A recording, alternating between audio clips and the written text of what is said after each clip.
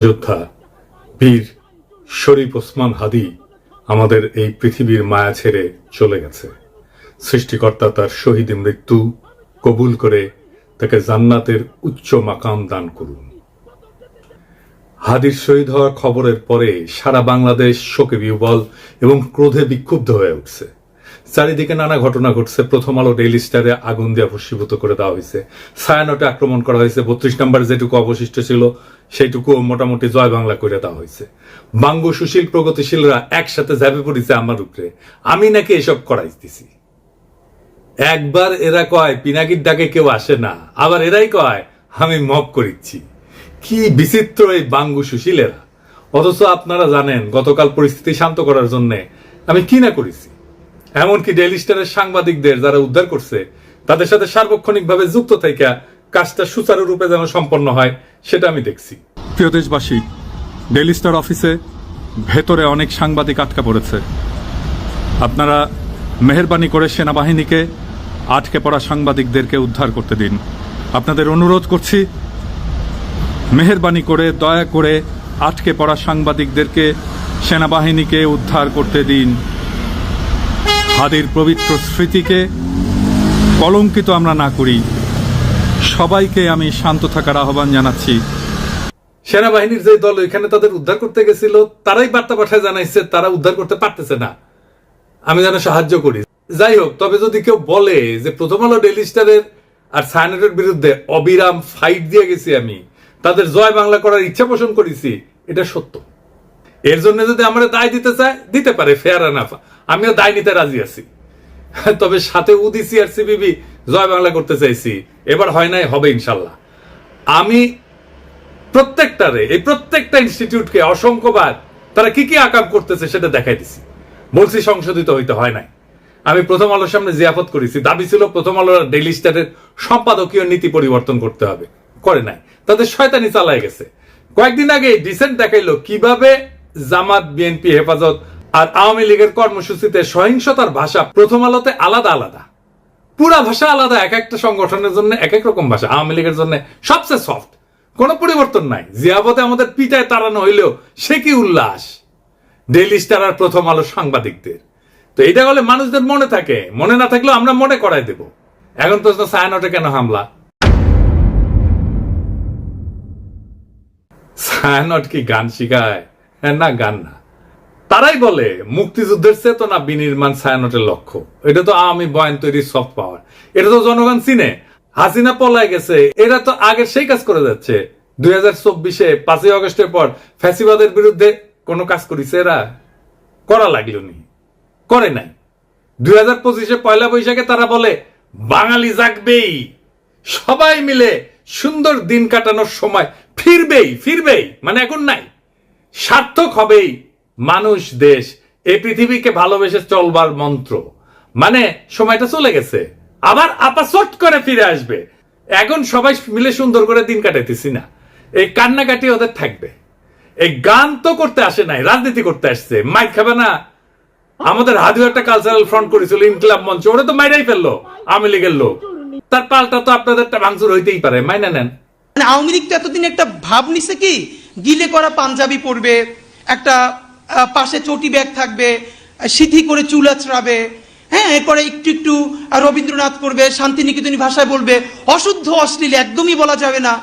এই করে করে করে করে আসাদুজ্জামান নূর শুধু গণহত্যাই করবে না, তার গাড়ি বহরে যারা হামলা করছে তাদেরকে গুম করছে, খুন করছে। এই যে ছায়ানটি, এই যে উদিচি, এই পুরো গ্রুপটা তাদের প্রোডাক্ট করা। এই যে হুমায়ুন আহমেদের সাহেবের যে নাটক করতো আমির খসরু, কি জানি খসরু, ভুলে গেছি, স্বাধীন খসরু, ভাবেন 54 বছর বয়স এই স্টুপিডটার। মানে আওয়ামী লীগ যে কত বড় স্টুপিড হইতে পারে, ওদের সব গেছে। মানে ওরা এই দুনিয়ার সমস্ত নারী অধিকারের তো টেন্ডার নিয়ে আসছে, নারী অধিকার নিয়ে কথা বলবে, ওরা সংস্কৃতি কর্মী। এই যে একজন মহিলা উপদেষ্টা, তার ছবিটা পিছনে রাইখা যেই ভাষায় যা বলতেছে, এইটা তো ছাপরি বললেও হয় না, এটা দুনিয়া কোথাও নাই, এটা কোনো ক্লাসই নাই। মূলত আওয়ামী লীগ এই ক্লাসেই বিলং করে।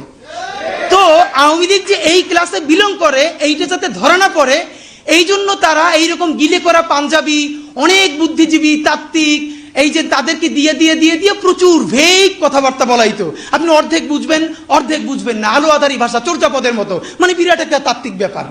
এই বলে বলে তারা বাঙালি জাতীয়তাবাদের নামে বাংলাদেশকে টুঙ্গিপাড়ার কলোনি বানাইছিল।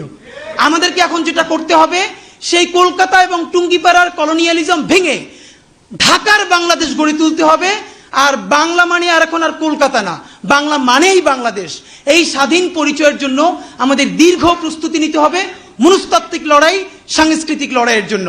আমি আশা করছি যে আপনারা সবাই যে যার পরিসরে, জুলাই শুধু বাঁচিয়ে রাখলে হবে না, জুলাইকে মাথা উঁচু করে বাঁচিয়ে রাখতে হবে, তাহলেই বাংলাদেশের স্বাধীনতা, সার্বভৌমত্ব বাঁচবে, বাংলাদেশ বাঁচবে। তাহাদিরা আসলে মারছে কে?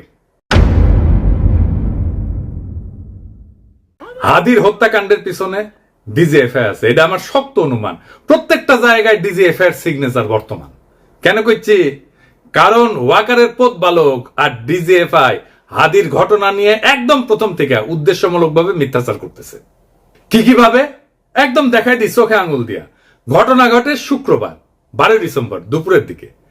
ঘটনা ঘটার সাথে সাথে এই ওয়াকারের পথ বালক আসল অপরাধীকে আড়াল করার জন্য কইল কি ভারত থেকে আসছে নাকি 80 জন শুটার বানোয়াট গল্প প্রচার করলো।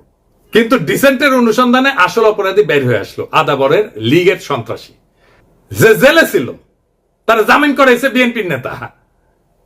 তারপরে কি হলো? ঘটনার ঠিক পরের দিন সে অপরাধীর অবস্থান সম্পর্কে ভুয়া ডাহা মিথ্যা তথ্য ছড়ায় যে অপরাধীরা 12 ডিসেম্বর শুক্রবার সন্ধ্যায় ভারতের গুয়াহাটি পৌঁছে গেছে।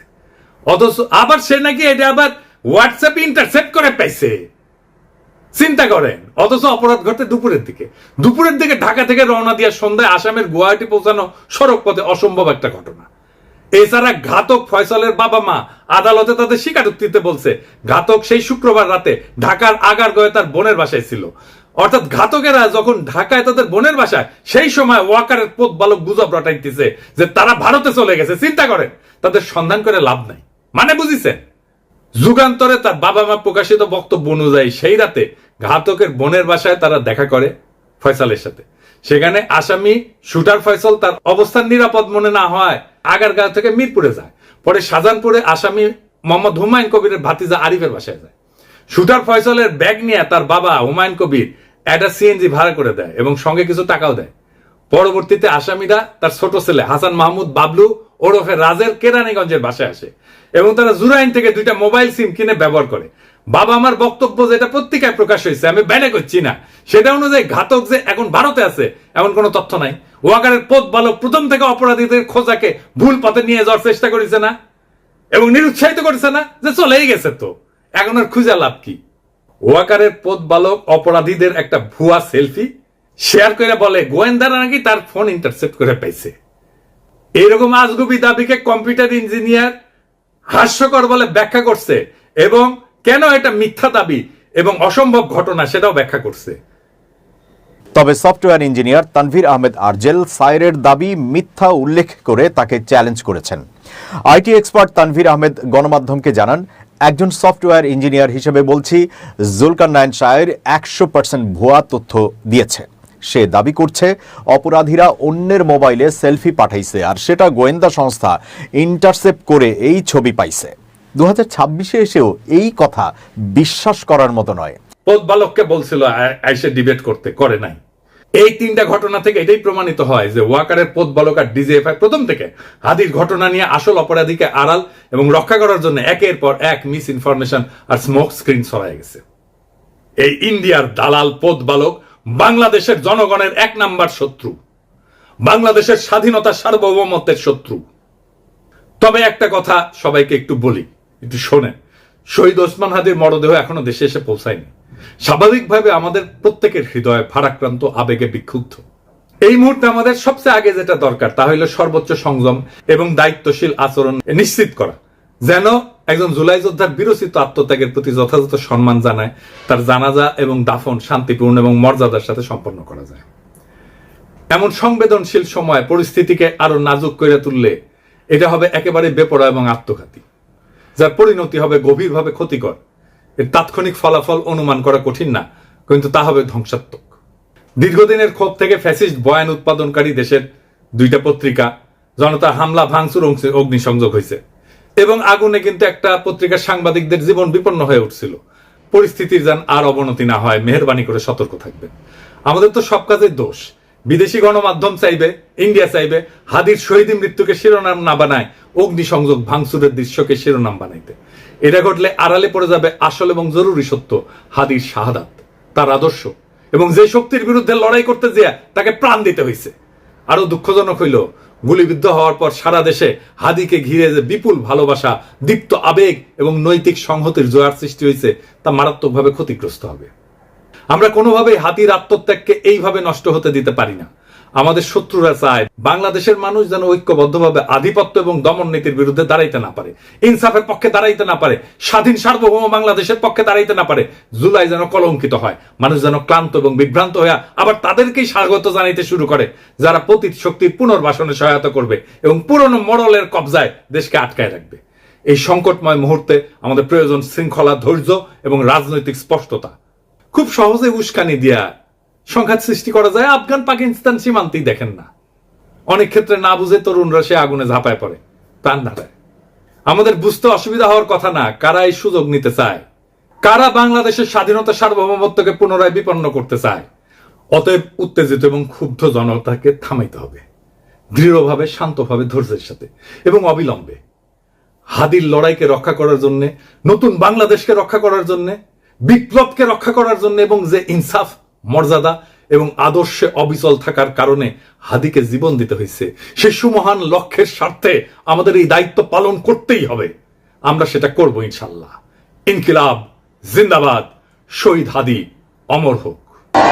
আল্লাহ যতদিন বাঁচিয়ে রাখবে, স্বাধীনতা, সার্বভৌমত্ব, ইনসাফ এবং সততার জন্য লড়াই